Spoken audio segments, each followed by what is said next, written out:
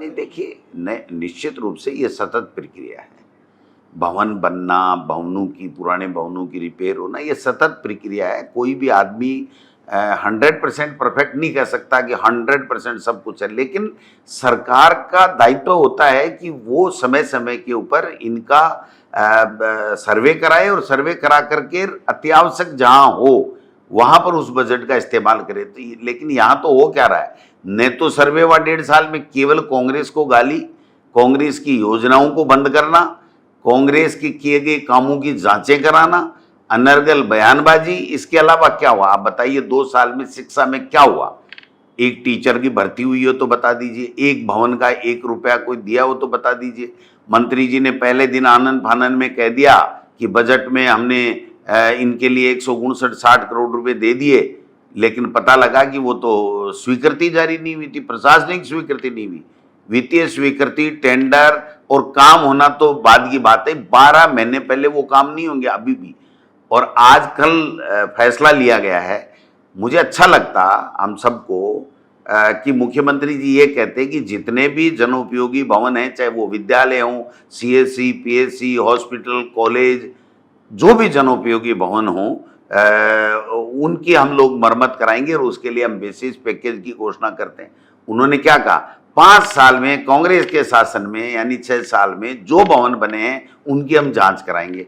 भाई उनकी तो आप क्या जांच कराओगे? उनकी तो गारंटी पीरियड है। अगर गारंटी पीरियड में कुछ गड़बड़ हुआ तो उस ठेकेदार को जो है उसके खिलाफ कार्रवाई करके उसका जो सिक्योरिटी की जो मनी है उससे आप काम कराओ, आपका 1 रुपया नहीं लगना है।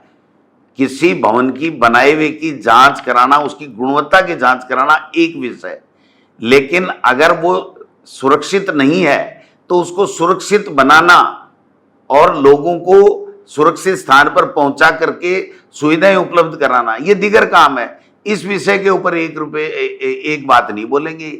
और मैं कहना चाहता हूं, ये तनख्वाह नहीं दे पाएंगे साहब। ये जो सड़कें टूटी है ना बरसात में, इनकी रिपेयर नहीं करा पाएंगे।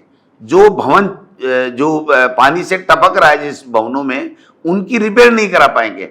आज तक मुख्यमंत्री का 10 दिन हो गए, एक बयान अगर ये आया हो कि मैं इसके लिए कलेक्टरों को अधिकृत करता हूं या विभागों में इतना पैसा एक्स्ट्रा देता हूं जिससे तात्कालिक मरम्मत करा के और इन भवनों को सुरक्षित कर सके, जिससे जान माल की जो है वो रक्षा हो सके, जान माल का नुकसान नहीं हो। एक बयान बता दो। 5 घंटे तक ओम बिरला जी के चैम्बर में बैठे रहे। अरे भाई, कौन रहेगा कौन नहीं रहेगा ये पर्ची आएगी तब आ जाएगी, लेकिन आप राजस्थान के प्रदेश में आकर के लोगों की समीक्षा के नाम से कर रहे हैं। तो मैं पूछना चाहता हूं मुख्यमंत्री जी से, आपने 4 बार इस 4 महीने के अंदर शिक्षा विभाग की समीक्षा कर ली। उस समीक्षा में क्या आपके ये भी नॉलेज में नहीं आया कि ये जो 159 या 60 करोड़ रुपए जो आपने मरम्मत के शिक्षा विभाग के दिए थे, क्या इनकी प्रशासनिक स्वीकृति निकली कि नहीं निकली? अन्य डिपार्टमेंटों का क्या हाल है? ये बात आप बता दीजिए। ऐसे दीनदयाल उपाध्याय का भाषण दे दो, हेडगेवार का दे दो, है ना, कांग्रेस को कोस दो, अनर्गल बयानबाजी करा दो, है ना, इसमें समय व्यतीत मुख्यमंत्री जी और सरकार कर रही है। मैं समझता हूं उनका जनता से कोई सरोकार नहीं है। निश्चित रूप से जो झालावाड़ की घटना हुई वो हम सबके लिए रोंगटे खड़े करने वाली और इतनी दर्दनाक बात थी कि मैं समझ नहीं पाया कि मुख्यमंत्री जी का कोई स्पेशल उनको पैकेज देना। ऐसे तो जो है वो बातें करते रहते हैं बड़ी बड़ी, लेकिन आज उन बच्चों को क्या उन्होंने जो सामान्य रिलीफ देकर के छोड़ दिया, कभी बात की क्या? और मेरा मुख्यमंत्री अगर किसी के डर से, भय से वहां जा ही नहीं पाए, तो ऐसा मुख्यमंत्री भी किस काम का कि जो अपना निर्णय नहीं ले सके। मोदी जी के मित्र हैं, मोदी जी को तोहफा दे रहे हैं। मोदी जी ने ये कह दिया, देश दुनिया के किसी देश ने नहीं कहा, इतने में ही 25% की टैरिफ और जुर्माना आ गया। अगर मोदी जी नाम ले लेते ट्रंप ने सीज फायर नहीं कराया तो अब तक क्या होता आप कल्पना कर सकते हो। और यहां तक कहना हिंदुस्तान के लिए, ये हिंदुस्तान के मान स्वाभिमान की बात है, ये कोई मोदी जी की अकेले की बात में नहीं है। वो ये कह रहे हैं कि पाकिस्तान से आपको तेल लेना पड़ेगा और आपकी अर्थव्यवस्था आप डुबो रहे हो। मतलब इससे कड़ा या इससे शर्मनाक बात कोई हमारे देश के लिए हो नहीं सकती। आज देश का प्रधानमंत्री कुछ भी नहीं बोल रहा है, न लोकसभा में बोल रहा है, न राज्यसभा में बोल रहा है, न मीडिया के सामने बोल रहा है। राष्ट्र के नाम संबोधन में ही बोल दो। टेलीप्रॉम्प्टर से बोलते हो तो टेलीप्रॉम्प्टर में लिख करके हम दे देते हैं कि ये तो बोलो कि मैंने अमेरिका के राष्ट्रपति ट्रंप के कहने से सीज फायर नहीं किया और मैं ऐसा देश के अहित का कोई भी काम होगा वो दबाव में मैं नहीं करूंगा। इतना तो बोलना चाहिए ना।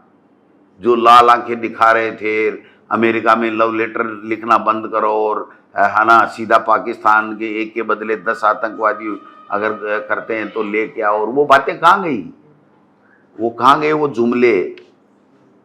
तो सारे जुमले थे। और अब देश के लोगों को समझ में आ गया कि इससे कमजोर कोई प्रधानमंत्री नहीं हो सकता और राजस्थान में इससे कमजोर कोई मुख्यमंत्री नहीं हो सकता। आप बताइए साहब, अनलगर बयानबाजी करते हैं। जो व्यक्ति अधिकृत है चुनाव के लिए वो तो बोल ही नहीं पा रहा है। उन्होंने तो बोल दिया। राज्य निर्वाचन जो कमिश्नर हैं मधुकर गुप्ता, उन्होंने साफ बोल दिया कि सरकार की मंशा ही नहीं है चुनाव कराने, हमें बार बार बहानेबाजी कर रही है। आप बताइए, पंचायतें नहीं बना रहे थे, परिसीमन कर रहे थे, कितने महीने हो गए? शायद लास्ट डेट थी 4 जून। 4 जून को राज्य सरकार को निर्णय लेना था फाइनली कि कितनी ग्राम पंचायतें बने, कितनी पंचायत समितियां बनी है, जो उनके शेड्यूल के हिसाब से। मैं तो कहता हूं ये काम 12 महीने पहले होना चाहिए था, जब इनका कार्यकाल समाप्त हो रहा था, उससे पहले का काम है ये। लेकिन फिर भी इनके शेड्यूल के हिसाब से आज तक बताइए कि गजट नोटिफिकेशन आया मई के अंदर 11 या 13 मई के लगभग, एग्जैक्ट याद में नहीं है, मई के फर्स्ट या सेकंड वीक के अंदर नगर निकाय के चुनाव का वार्डों का पुनर्सीमांकन की अधिसूचना जारी होनी थी। आप बताइए साहब, आज कौन सा चल रहा है? जुलाई चला गया, अगस्त आने वाला है, कल से 1 अगस्त आ जाएगा। तो कोई निर्णय नहीं हो पा रहा है ना, कुछ समझ में ही नहीं आ रहा है इनके कि हमें करना क्या है। अभी जो सुप्रीम कोर्ट का फैसला था ओबीसी का आरक्षण के लिए आयोग का गठन करना था, वो आयोग साहब ये सरकार बनते ही नहीं करना चाहिए था। उस आयोग को भी 6 महीने लगते हैं साहब। अभी 1 महीना भी नहीं हुआ कि आयोग का उन्होंने गठन किया। अब वो कब ओबीसी कितनी प्रतिशत है उसकी रिपोर्ट देगा, कब इनका गजट नोटिफिकेशन होगा। अभी पंचायत समिति और जिला परिषद बनने, जब नए जिले बन गए तो जिला परिषद भी बनेंगी, और पंचायत समितियां बना रहे हैं तो पंचायत समितियां भी बनेंगी। तो उनके वार्डों का भी परिसीमन होगा, उनके वार्डों का भी गठन होगा। ग्राम पंचायत नहीं बन रही है तो उनका भी गठन होगा। फिर ओबीसी का जो है वो लॉटरी भी निकलेगी, है ना, वोटर लिस्ट भी तैयार होगी। तो कुछ भी नहीं हुआ ना अभी तक, तो केवल बयानबाजी है। कभी कोई कमेटी का मेंबर कह देता है, कभी कोई मंत्री कह देता है। मुख्यमंत्री को चाहिए कि वो स्थिति क्लियर करे कि आप चुनाव कराने में सक्षम हैं अथवा नहीं हैं। अगर आप सक्षम नहीं हैं तो किसी सक्षम व्यक्ति के लिए दिल्ली से पर्ची मंगाएं, नहीं तो फिर आप प्रजातंत्र का, लोकतंत्र का गला घोंट रहे हैं, सीधी सी बात है। देखिए, कुछ दिनों से बरसात कुछ ज़्यादा ही हो रही है और सब जगह पानी भरा है, और विशेषकर जो जयपुर शहर हो चाहे दूसरे शहर हो, वहाँ पर इतना ज़्यादा पानी बरसा है कि लोगों का जनजीवन अस्त व्यस्त हो गया।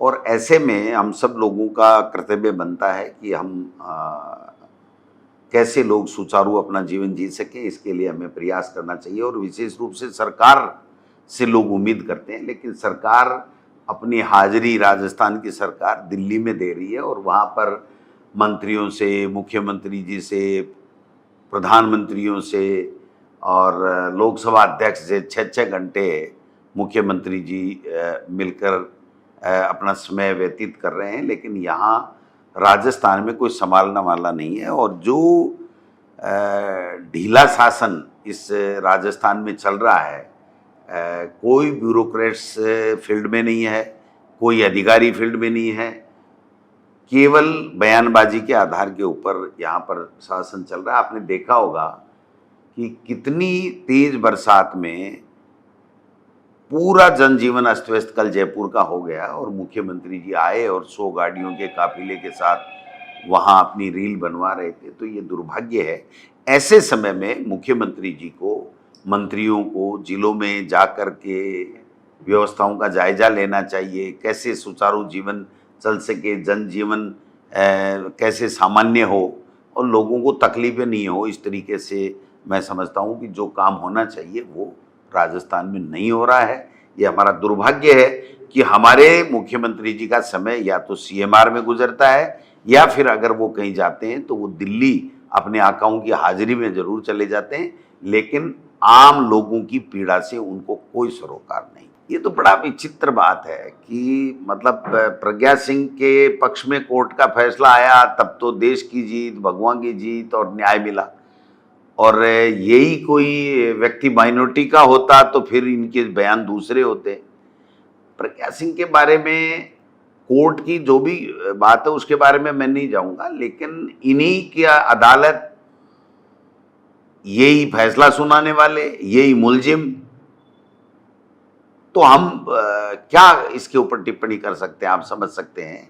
हमें तो बड़ी तकलीफ हो रही है कि जिस कन्हैया लाल को लेकर के इन्होंने पूरी सरकार लूट ली